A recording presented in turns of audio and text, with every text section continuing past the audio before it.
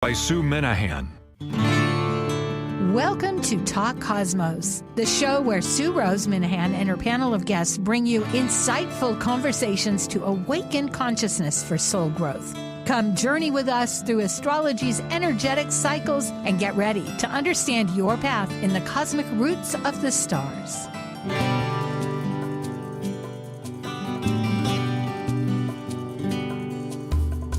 Hello, I'm Sue Rose Minahan, and this is Talk Cosmos, Insightful Conversations. Today is May 12th, Mother's Day, both in Canada and in the United States. So happy Mother's Day to all those people that nurture whatever children, plants, animals, the universe, each other.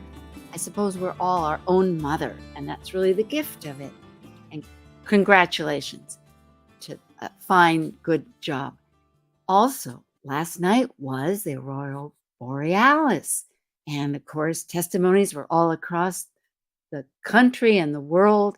And I know that for myself, I was up most of the night checking to see, even though I live in Hawaii, because there had been a person that had seen it.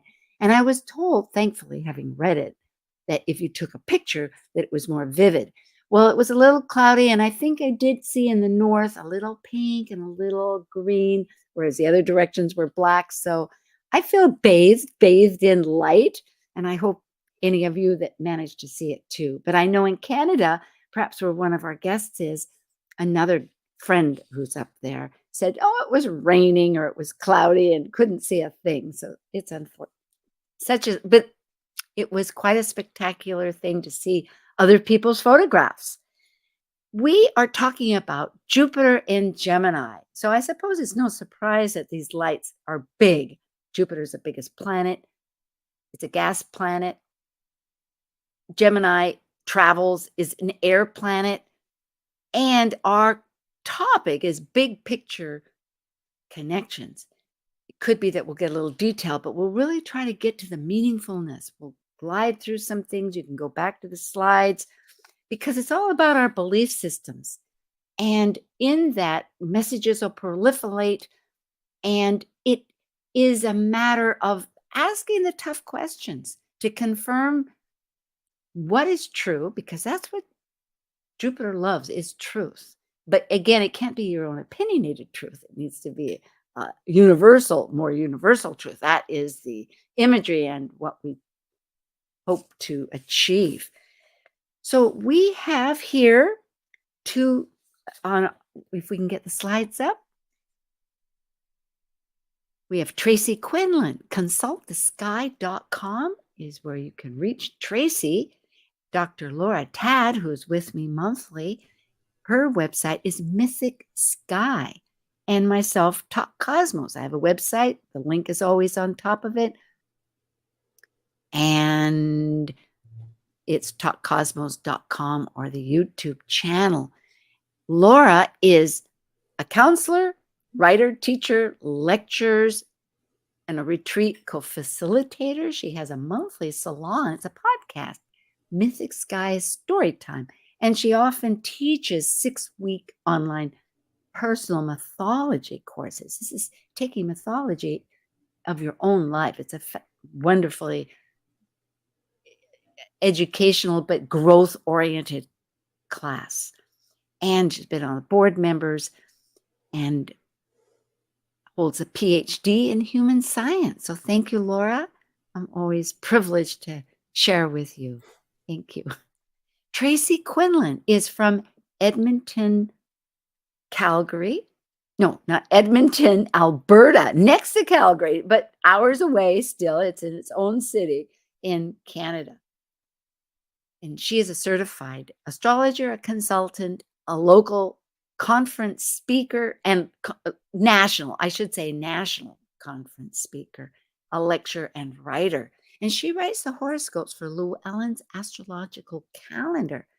She has astrological certificates from Kepler College and the School of Traditional Astrology, which is known as STA, and has a Bachelor of Arts in Sociology and Psychology.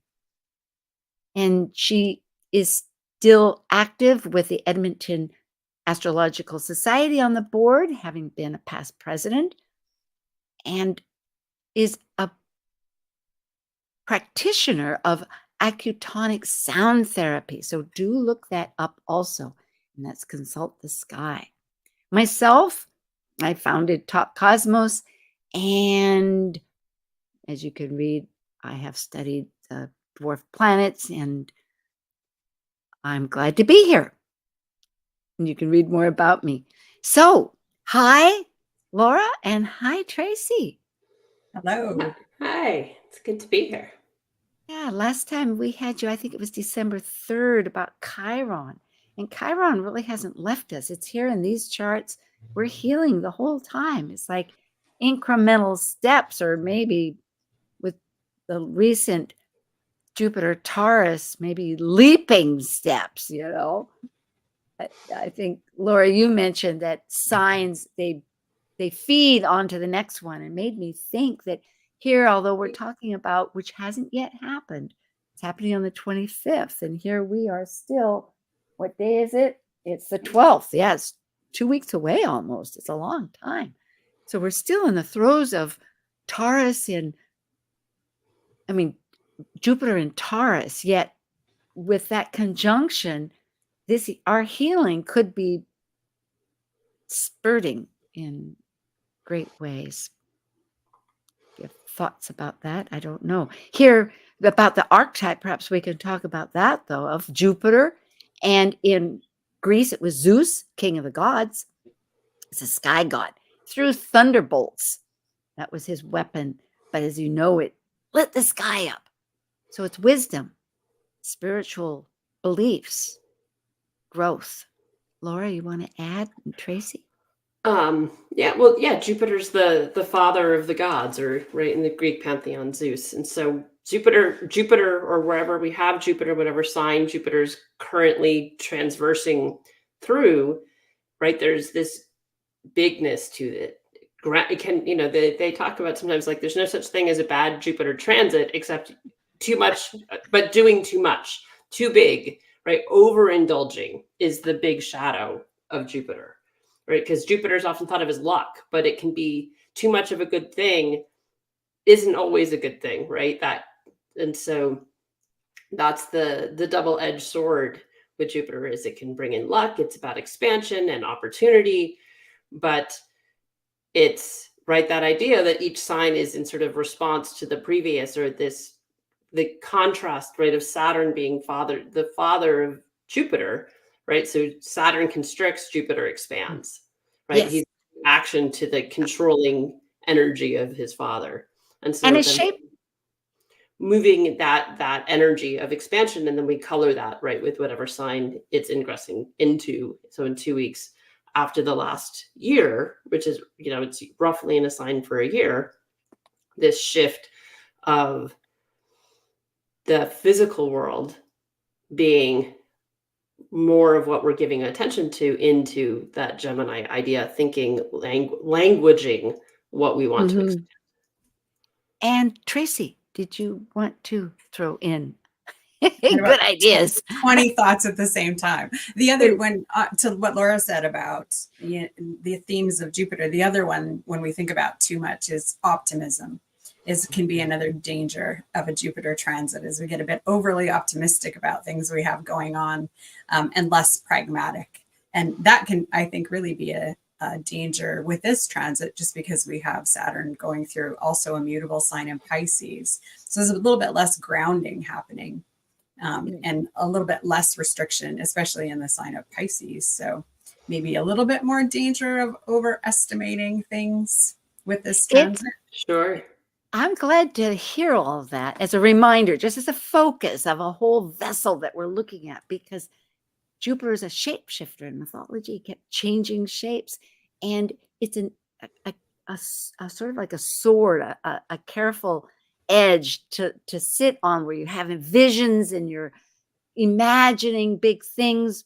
Pisces, no boundaries, yet you're right. It's like we need to stay tethered and grounded, but yet sharing maybe with the feeling of that big, because that's a lot of manifestations. What's the feeling and what can we do for it? So it's very well put with both of you. Then we have Gemini, which adds into this whole archetype, which is mutable, and it's air. Of course, air is mutable. We all share it. It's connections and communication. Whenever I was researching, which I know I am a Gemini, and both Laura and I have strong Gemini as far as our Mercury goes, but it was communication, and I'd read again, and communication. And I'm thinking in Jupiter, we're learning how to really hone. Well, it's not just that Sedna's going into, which is next week. We'll talk about with a panel about the furthest dwarf planet in Gemini also. So we're getting hit from many different angles. But how do we communicate? How do we communicate? What do we communicate? Right. So it's the mode in which we communicate, right? In terms of, is it oral or written, or right? Because all of that is Gemini's wheelhouse, all forms of communication. Right. And so it's very, I mean, this is happening simultaneously, right, with Pluto's Aquarian entry, even though it does go briefly back into Capricorn. But I do think AI will be a component of this. In fact, there will be, because it is a 20-year cycle. The next 12 years, I was noticing, will be also in Gemini, and Pluto's very involved, which we will be bringing up with slides with some of your research, then tagging in with what I look to. So yes, we are really in a transformational communication state. Yeah, definitely. Well, and I was even playing with the, just the simple take the ideas of Jupiter, the ideas of Gemini, and it's like the thing I kept glomming onto at Jupiter was too much. And then you think of the Gemini stuff. So, too much information, too many choices, taking all of those things and making them maybe bigger than they're ready to be. That kind of energy that we could be looking at. Sure. Yeah, I can think that can be a big challenge for Gemini, is a lot of talking, not so much listening. Or listening to yourself. That's the other name of the game, is because with these two twins sitting over here that are running along, Castor and Pollux, one was mortal, one was immortal. But at the end of their mythology story, they had to stick together. Spirit bridge spirit and matter. So I think the true Gemini goal is to perceive what is that spiritual part that's connected with the matter. And yet it is quick, and it can be like the shadow on the surface, which I think if a person can remember the old adage, which might be from before with Taurus, smell the roses, take time, then you begin to see the beauty and the depth and more. But I remember Obama said here in the United States that democracy is messy. There's a lot of voices. And here we have Mercury, the ruler. And so I love that picture that I found on Canva. And he's a messenger of the gods. He could go under the underground with Hades, where no one else could tread. And like our thoughts, people are clairvoyant too. We have many gifts that people either have naturally or they develop, where we astral project, all kinds of traveling. But here it's adaptability and boundaries. He's actually the god of boundaries. I remember very early, they'd take 3 stones at the very outer limits of the city or village or whatever they'd call it, town. And that would be, don't go any further than that. Interesting. Yeah, I mean, since he was the only one that could really cross all of those boundaries, it's almost like the anti-boundary, proving maybe that boundary isn't so strong. So even as a baby, this is the mythology that, of course, Laura and I would, and perhaps yourself too, but as a baby, right out of the crib, he went and stole, because he was retrograde, probably, this is the idea, went and stole Apollo's cattle. And so Apollo and he ended up swapping.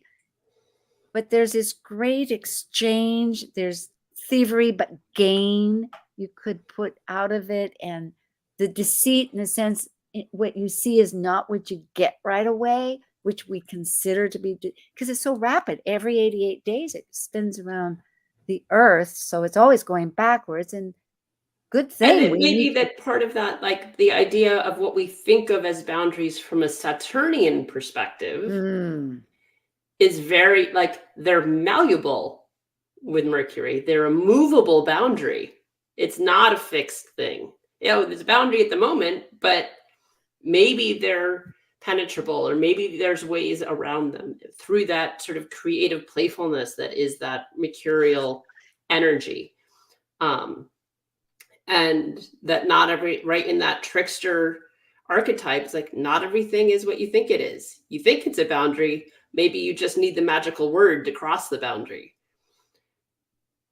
Right. And impermanence. I love that because I'm reading again and again. Tracy, you want to clue in before we head on? Oh yeah, I was just, the other thing too is when with Mercury being the trickster, I'm going to find my words eventually. And Jupiter, you know, when we talk about truth, I'm really curious to see we're having so many issues around truth as it stands, you know. So what does this do? What is this going to bring in terms of the possibility of maybe one of the gifts of Gemini is to be able to see both sides. And if they're lucky, they've got other things to help them out in the chart. There's the, you know, ability to remain objective. And so maybe this is an opportunity for both sides to come to light. That's where I'm going to go optimistically anyways. Yeah. But it'll be interesting to see in terms of the information that we're getting, Gemini, what that looks like when you add a strong dose of Jupiter to the mix. I'm glad you brought it up because I think that's where we're going to head after all this kind of diving into it, kind of like a research when you have to dissect something. Because when I think of Gemini, it's not just two sides. That could be Libra. It's like many sides, up, down, around, inside, out. It's like, oh my goodness. Here, the Sabian, not to go into it much, but this does emphasize, because we round it off to the next one, and these are metaphysical, energetic imagery that are symbolic. But the glass bottom boat, where you can see underneath the wonders of the sea, and it seems to indicate this idea of uncovering a new dimension of life. There's different astrologers besides Edmund Jones and the great Rudyard. Thank you. Oh my goodness. Yes. And so this is a collaboration, but it seemed to be also that choice to do this. So I thought that was quite inspiring. Well, Go ahead. I was just going to say, I kind of like that idea too, from the Gemini perspective, because often Gemini can just sort of look at things from take themselves out of the situation to be able to look at it. And this is very much, you know, that you're not experiencing what's underneath the boat. You're just observing. Good. Right? Yes, exactly. Goes along with that air. Of course, you know, air does go into water. Air, you know, it's always got that dialogue. But again, it's air in water. It's not water. I mean, if that makes sense. Yeah. So what I was looking at the Sabian symbol, I do think it speaks back to what we were just talking about, of that the duality or multiplicity of perspective. Right. So to be observing the sea, but not of the sea, is being able to hold that cognitive dissonance that Sue and I were talking about on the phone the other day, that I think is part of what we're going to be seeing a lot. And is, rather than like Saturn and Gemini could be very polarizing ideas, the Jupiter allows us to have different perspectives and maybe a greater openness to hearing an idea that's contrary to what we thought we believed, and willingness to see what's of value in something that is not our perspective. And is there a happy medium? Is there value in varying perspectives as opposed to splintering and everybody's in their own camp and nobody's talking to anybody else? I was looking for a slide that emphasized what you were talking about, so I pardon for jumping, but all mercurial here. But yes, that you're both identifying, and so I'm glad to carry this theme because it really goes along with our whole theme about the big picture connections of being able to take what appear to be polarizing thoughts, but hold them together. And I think for me, it's a lot of the micro and the macro. Jupiter being the big and Gemini being the environmental, because one is short journeys and the other's long journeys, and throwing out this idea that, you know what, your big belief system doesn't take account into this idea. In other words, not all homeless people are there because of certain reasons, or not all prisoners are there because of they weren't all violent. Sometimes they did financial things. I'm not giving any moral idea, but it's just how to categorize, how to look at things. So I like that cognitive distance. Good thing. I didn't know where to throw this slide in. We're not going to go into it long, but it does show the span. There's going to be an earlier one, but in 1894, it happened to be, and these are in air, the three of them, Jupiter, Pluto, and Neptune, all conjunct. And as you can see here in this country, because we have Canada represented, and I apologize, I didn't pull up the facts enough, but it's a Reconstruction era, the Gilded Age, 90s, as you had reminded me, Laura. And it seems to be interested in breaking down barriers like Labor Day. That was, maybe Labor Day could be represented as an early way of looking for the people's rights and well, actually it's the opposite of, no, never mind, I'm not going to go there. But anyway, these are a few of the thoughts. I don't know if we want to go on. Shall we just lead on? Let people look at it. Because more recently, Laura, we have 50 years of the cycle, which is every 12 years, a complete orbit around the sun. And within a year, 13 to 14 months, it is within that one sign. Although in 1976 to 78, as Laura brought up here, the fact that it had two retrogrades because it entered right at 0 and then it exited, and it was over a long span of time. So we'll look into that in more depth to get meaningfulness. Yeah, I mean, I think, so because most people that are listening, right, have lived through these 4 cycles, these last 48 years. A lot of, at least, from the 80s on, folks that are listening or watching have experienced these. So I think when we have Jupiter's a really interesting transit to pay attention to, because unlike something like Mars or Venus, it's like, well, Venus transits, you get that every year. Mars is every 2. It's not necessarily as consequential in your life because it can be, but where Saturn, it's like, well, Saturn's going to transit stuff maybe, 3 times in your lifetime. You live through this Jupiter one every little over a decade. So it's long enough that you can track actual patterns in your own life, but not so far apart that there's not enough time to start discovering patterns. And so I think it's a really interesting transit for folks, like, so where Gemini falls in your own chart and how over this next year, it's going to be an aspect to your own chart.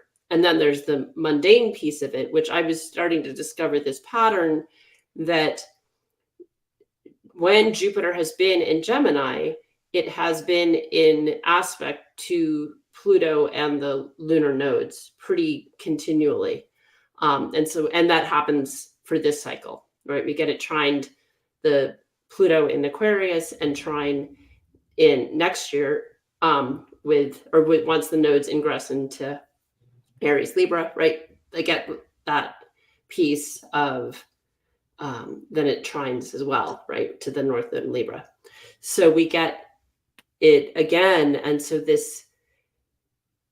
there's a gravity to it in some ways that I didn't expect to see till I was seeing how it was an aspect to both Pluto and the nodes. And so in terms of longer impact because of the planets that it's in, the signatures that it's engaging with. I appreciate that viewpoint because, first of all, it does connote evolutionary astrology that goes. And the reason evolutionary has its value is because it's soul growth. So putting that into perspective here, how we communicate, sharing ideas, whether it's creative or whether it's debating, whether it's expanding the trueness of our values and our belief systems, everything that makes up into it, and connecting with larger groups, seeing how common we are, like the mutable Grand Cross that involves Pisces, that it is really hopeful to, as a transformational guide, that truly Hermes and Mercury and the twins have that role to help us move forward. Action might happen in some other signs, but yet the germs of it, the foundation, the composting, maybe that's the word I'm looking at. It's composting. Yeah. In 1977, which was 50 years ago, approximately, Pluto was not in Aquarius, but in Libra, because it had been for 200 years in Earth. And that was the last time that then it went into Libra, which now we're in air. That's part of the cycles. Oh my gosh, time for a break. Well, the point is that there were many things. And again, it was over a large span of time. And it is incredible to see that not only were like the Vietnam War drafters pardoned, but there were energy departments several times. Government became an issue. There were a few shutdowns. But amazingly, on a social business too, there were two ways that states were not required to spend their Medicaid funds on elective abortions. But Anita Bryant, who had been an entertainer, was pied and resulted in a political fallout. She was anti-gay activism and became an object of ridicule. And instead of her imagery being a model Christian spokeswoman, she became a self-righteous bigot. So it is amazing how attitudes of reality, when we begin to shift our reality and not see it just from one viewpoint, but many viewpoints, we can radically change what we consider to be valid. Well, I think we will jump to our break and we'll come back. And this is the chart from it, though. I'll just say that we don't need to really look at it, but people can look at it and it does show that we have the same trine with Saturn in there. So it's very, thank you. Okay, we are going to come back to our Big Picture Connections with Dr. Laura Tad and Tracy Quinlan and myself. Stay here. We'll be back.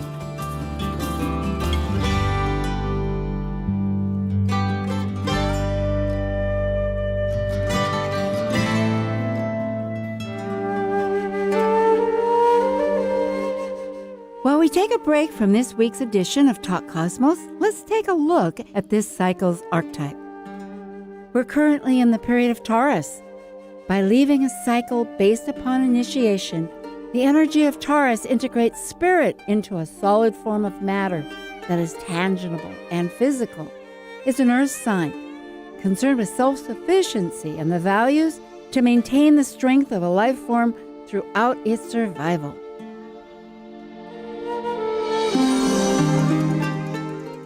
This is Martha Norwalk. Every Sunday morning, beginning at 9 a.m., thanks in part to the Ananda Institute of Living Yoga, we cover the world of animals. This week, May 19th, it's Behavior Training and Healing Sunday with me, and talk with your animals or human loved ones on this side or the other, personal awareness coaching, feng shui, and private readings with Natasha Venter. Hope you can join us and plan to call in with your questions for either one of us. Martha Norwalk's Animal World, Sunday morning, 9 a.m. to noon, right here on Alternative Talk, AM 1150. Talk Cosmos brings insightful conversations to awaken consciousness for the soul growth with hour-long programs every Sunday at 1 p.m. Pacific on KKNW. Talk Cosmos weekly programs are also available to watch live on the Talk Cosmos YouTube channel and Facebook page. While you're there, make sure you click the like and subscribe buttons so you get the full Talk Cosmos experience. Or if you'd rather listen to the show archives with audio only, the entire podcast collection since 2018 is available on most podcast carriers. And to find out about upcoming programs, sign up for the newsletter at talkcosmos.com. So grab your coffee, tea, or kombucha and enjoy the show. Talk radio with a purpose. Alternative Talk 1150. We have returned on Mother's Day, so thank you very much. And I'm with Tracy Quinlan and Laura Tad. So here, I'm going to just go through these slides really fast, and then we'll talk about what each one of us are personally doing. So this was 1977. And then it was in 2000 was the last one. And there, as you brought up, Laura, Jupiter is opposite Pluto in Sag. So these, I broke down. I didn't put a chart up for this, but I did break down a little bit. And interestingly, Chiron is involved, which I thought is so important, this whole healing process.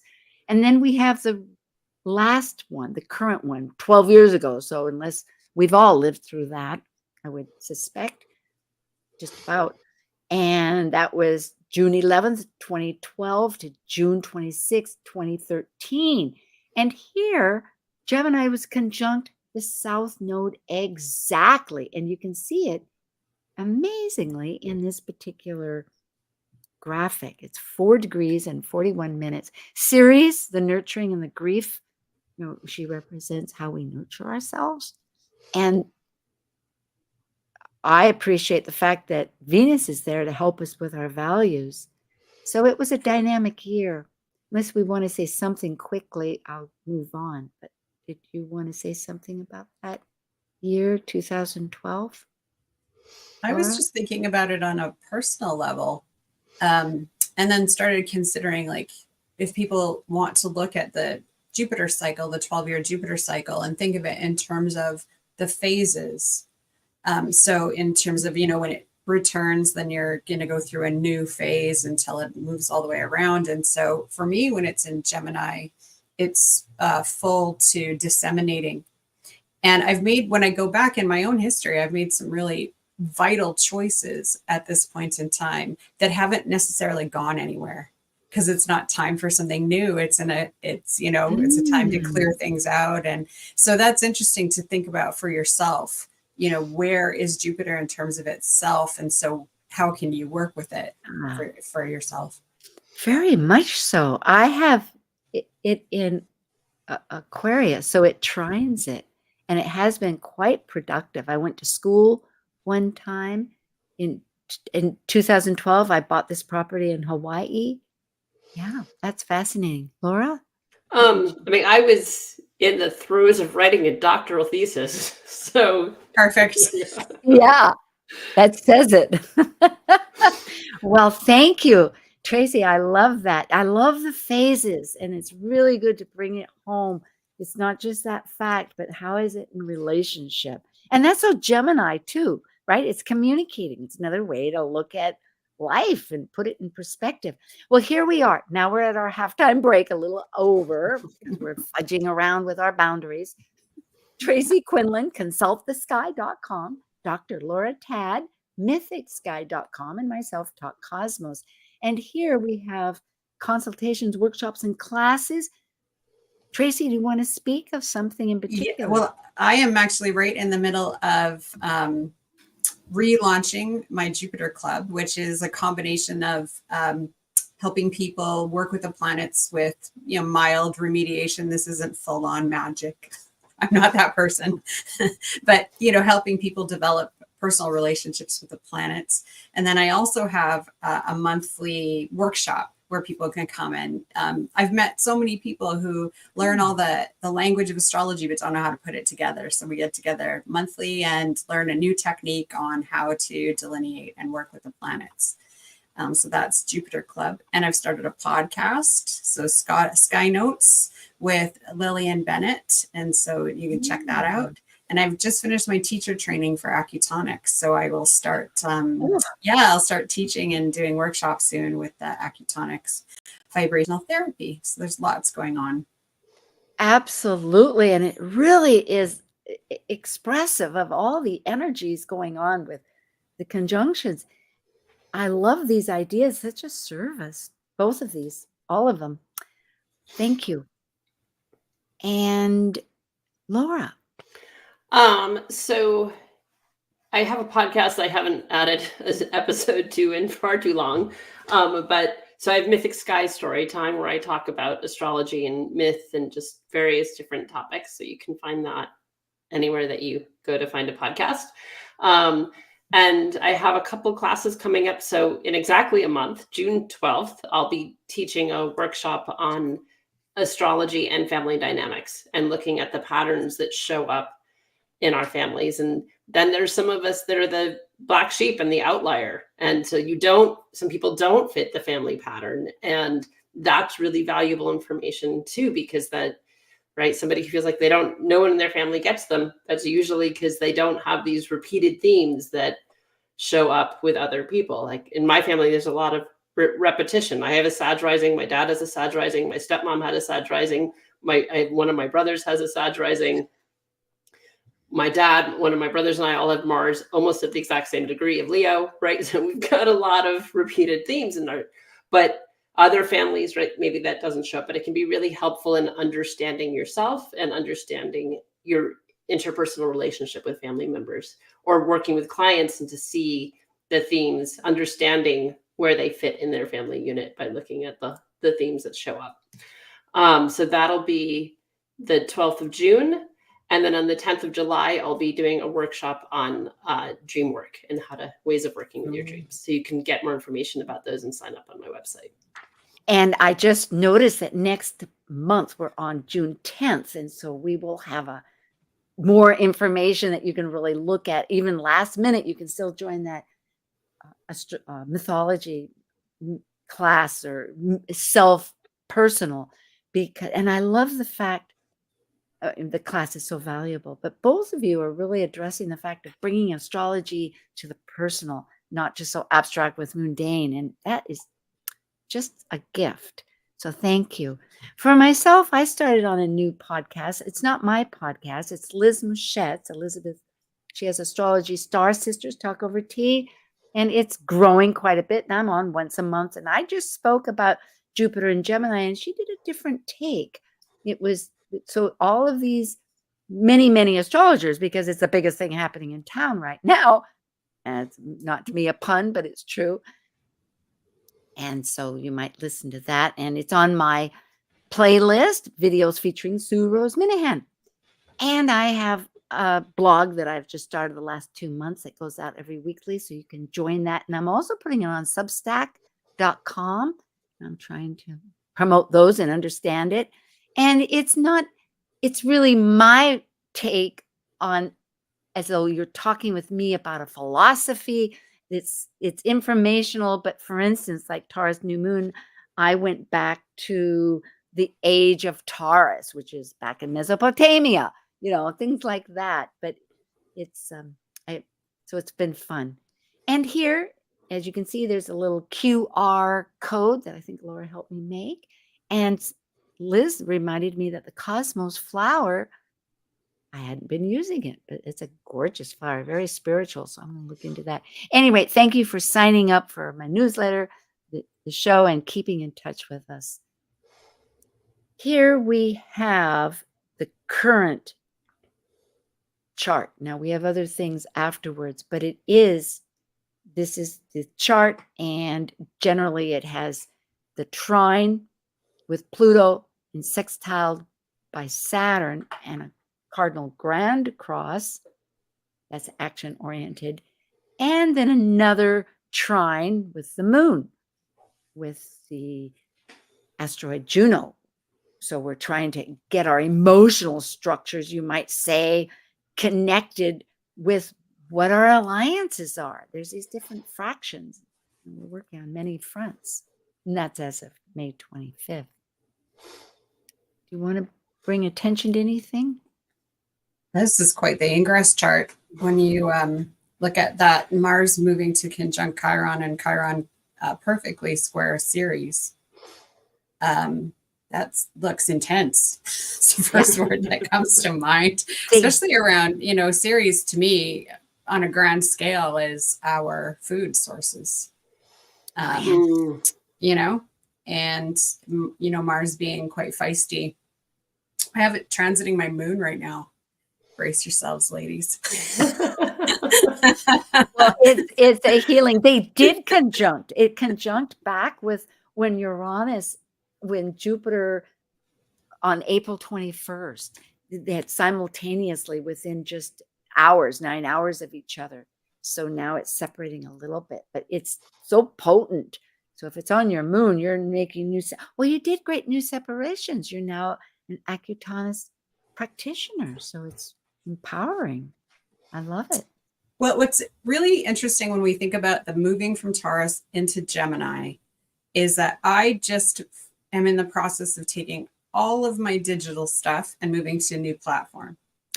And so it's like this huge, giant preparation for Jupiter going into Gemini, which I hadn't even thought of until we, getting ready to talk about this. And I didn't do it on purpose, but it seems to be a very an excellent thing I did. Using the energy and getting prepared in advance instead of panicking in the middle of it all, right? And so being able to disseminate information a little bit better, I understand that. I have a project that I'm on hold with because it's the podcasts. I want to make them into YouTubes. So I have everything on YouTube. So I hadn't thought of that. I hadn't linked it together, but it really is the big picture connections that we're doing. Yeah. It's nice to see Venus in there with Jupiter for this ingress chart though. Yep. Softening it all up. Yeah. I think that can help us with that idea of like, maybe we listen to each other. We listen to other ideas as opposed to the polarization that could happen. I mean, if we just look at what's going on politically, and ideals, and it's very, very polarized. And hopefully, with this Gemini energy, there can be multiplicity instead of polarization, or instead of black and white thinking.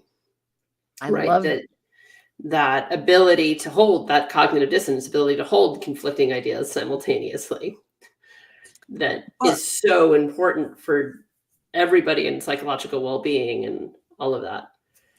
One of the problems that we've had, problem probably isn't the right word, but because where we have all of the outer planets, we have gone through these phases now for the last while where when the faster moving things move into where the outer planets are, we don't have any air.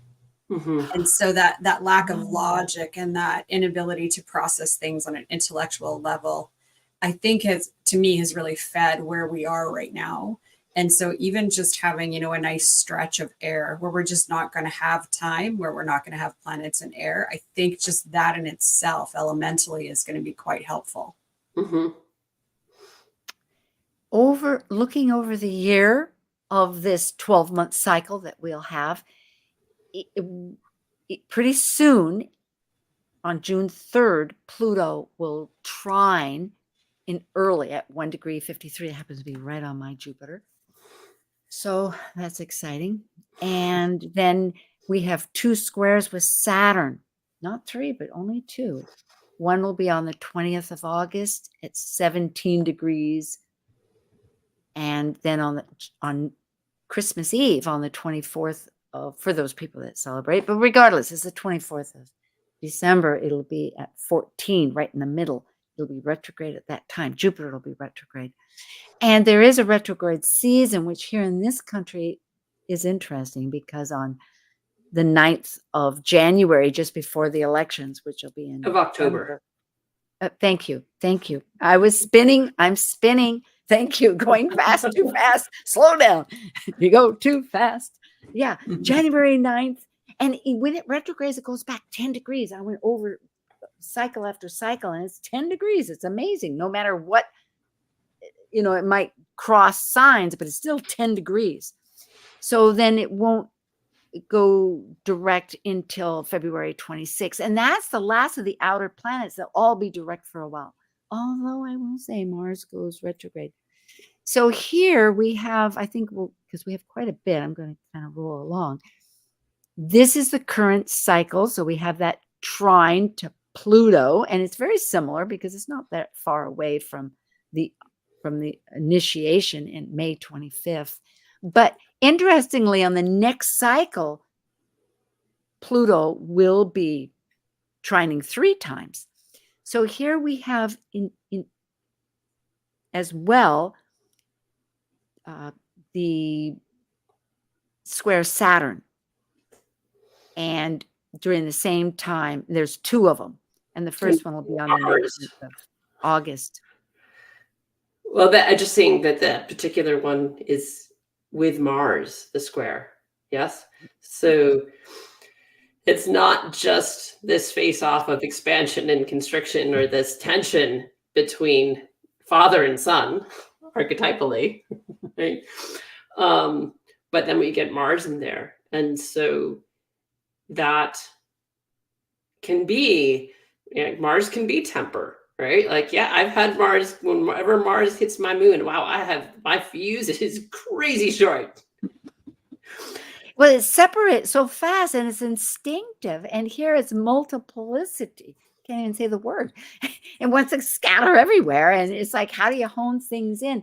It's going to be quite a job for Miss, if it is a Miss, or for Ms. Venus there in Virgo. How do I discern all this stuff, Well, But- so then we're looking at a T-square. So the way out of that, you always look to the polarity point, right? So then we're looking at 17 to 20 degree Sag as the resolution.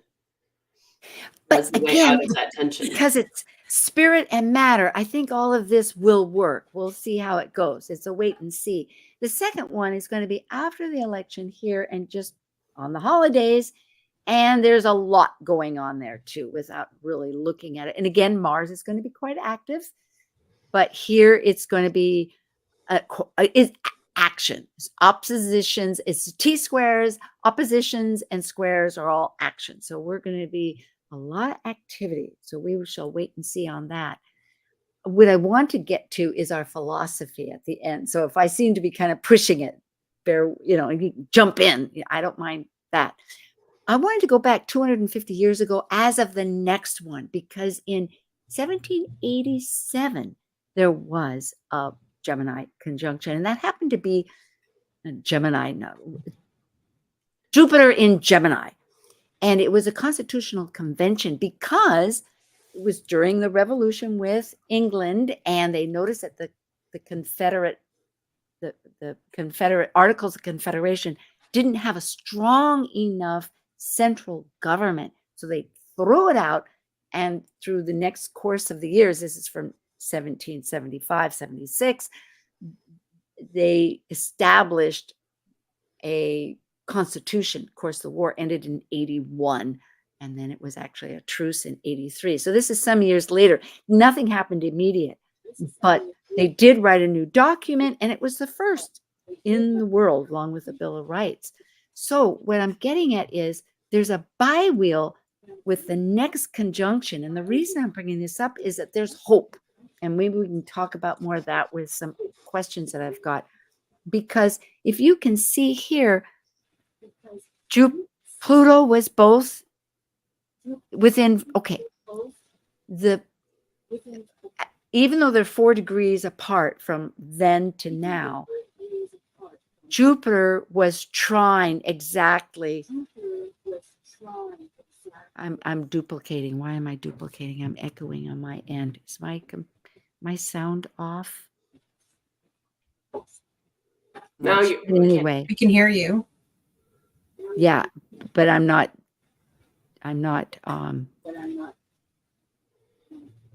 Yeah, I'm okay. I'm okay. I'm echoing. There's 2 of me. Okay. The point is, Well, Gemini. Yeah, exactly. So look at the blue, the grand trine there. That's really the big thing, is that Jupiter is 19 and it was 19. Chiron was 15. Well, no, forget that one. Where's, okay, yeah, they're exactly the same. Oh, here we are on the outside one. Jupiter was 15, it was 15.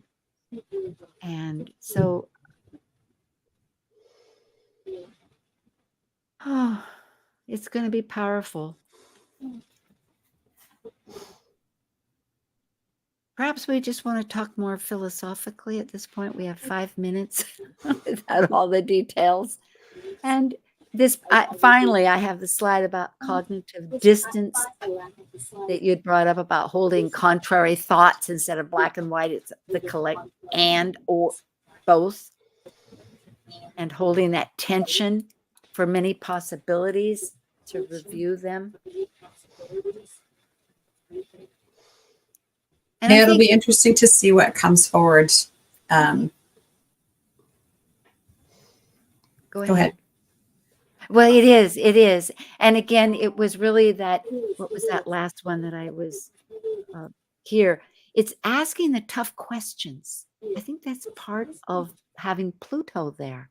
Pluto protects, it's concerned with being betrayed. It uncovers things, but it's for the interest of the collective, for the individual, for the humanity as a whole. So I wonder to some extent if there's a Virgonian quality to this, right? Because the Pluto trine, right? It's not just the get as much data as you can, Gemini. The Pluto wants there to be depth, and then it's an Aquarius, which is about humanity. And so then all of a sudden, but it's like, oh, but Virgo is also the humanitarian. So there's this Virgo energy, I think, that can come out of that trine, of it not being the surface level energy that can be Gemini. I like that. Yeah, I like that. Because some of the concepts that we might be working on is this age-old one that was paraphrased by Einstein and probably many other times.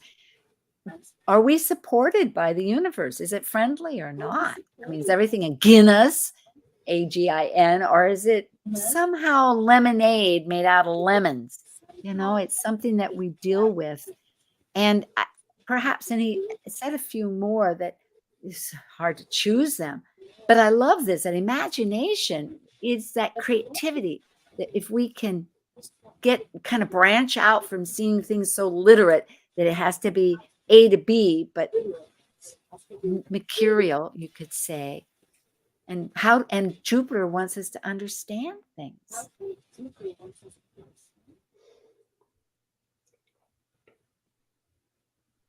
Yeah. Well, then I'll go to the next one. How about this? There's 2 ways. This is our last one. 2 ways of spreading light, to be the candle or the mirror that reflects it.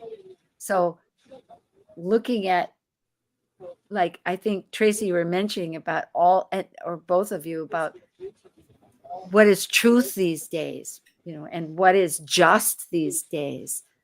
And between the 2 camps of thought, if we can start breaking it down into the micro, to just disengage it a little bit, you know, from being so strict. Yeah, it'll be interesting. I think people's inclination is to bring things to a smaller place. So, well, for control, yes, perhaps, or just to understand it for processing, do you think? yeah, I think so. I think we're missing connection as well. So I think that people just in general are wanting things closer up. And I feel like the Jupiter and Gemini will be helpful with that. Good point. I know that I had a family member, it's Mother's Day, and she was wishing everybody, and we were chatting a little bit. And she says, we should do this once a week, kind of catch up with what people are doing. That's so Gemini, isn't it? Yeah. It's like learning how to connect. Yeah. so that we're with ourselves, with our world. And I love some of these words that you brought up. It was malleable, penetrable, impermanence. I think that's the name of the game. Life keeps changing. If you go to Einstein, energy never stayed the same. And you're both doing it. You have the podcasts that are alive and well, and classes, and we're all expanding how to express. Thank you. Yes, thank you. And thank you to everybody out in big picture land. Do subscribe and have a great Mother's Day, or mother yourself. It's nurturing. Yes. We love you. Thank you for joining an insightful conversation on Talk Cosmos, the show where Sue Minahan and her panel of guests awaken consciousness by connecting soul growth patterns with astrology's energetic cycles. Be sure to tune in next Sunday, 1 p.m. Pacific Time, to continue your journey through the roots of the cosmic pathway.